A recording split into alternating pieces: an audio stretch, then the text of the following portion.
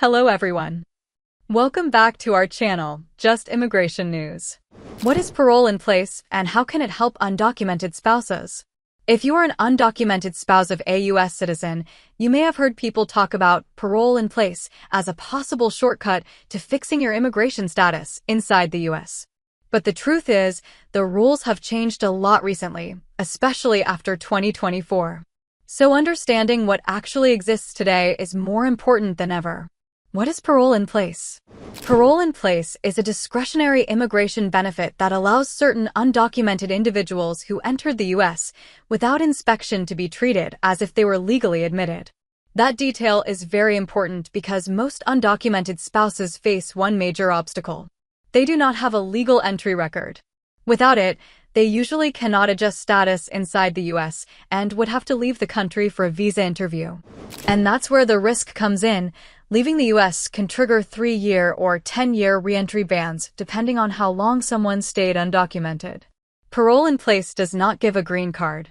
It only removes that illegal entry barrier so a person may apply for adjustment of status inside the country in certain cases. The 2024 Keeping Families Together program.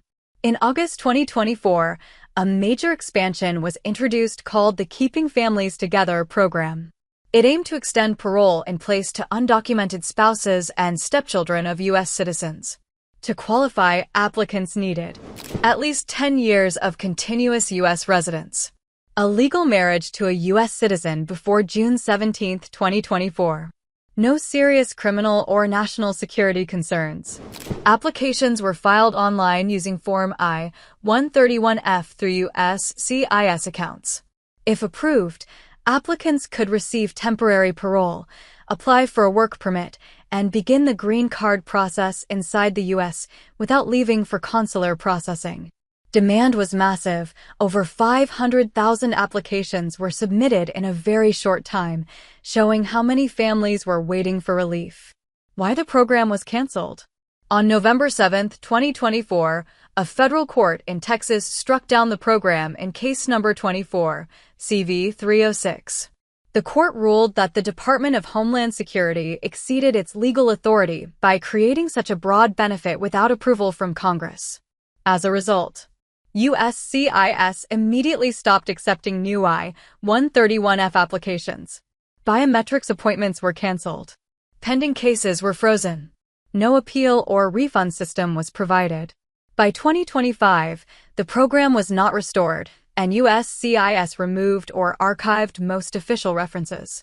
In 2026, it is no longer active. What if you already got approval? This is where things become complicated. If you received parole in place before November 7, 2024, your approval was not automatically canceled by the court. However, the legal situation is still uncertain. Future policy changes or court decisions could affect how those approvals are treated. Because of this, experts strongly advise: do not travel outside the U.S. without legal advice. Do not file new immigration forms blindly based on that parole. Always review your case with an immigration attorney first. Every case depends on individual facts, especially if you already started a green card application. Available immigration paths for undocumented spouses of U.S. citizens. Even though Keeping Families Together is gone, legal pathways still exist. One of the most common options is Form I-130 plus Form I-601A waiver. This process allows certain spouses of U.S. citizens to apply for forgiveness of unlawful presence before leaving the U.S. Attend a consular interview abroad with reduced risk of long re-entry bans. Other possible options include VAWA protections for survivors of abuse, cancellation of removal in immigration court cases, other humanitarian relief, depending on individual history. There is no single solution. Each case is different. Parole in place was never a permanent solution, and the 2024 expansion showed both its potential and its limits. Today, in 2026, it is not available for new applicants, but other legal pathways still exist for undocumented spouses.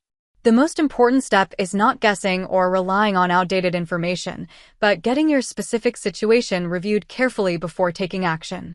Because in immigration law, one small decision can change everything. Please remember to like and subscribe so you don't miss future updates. We'll see you in the next video. Until then, take care.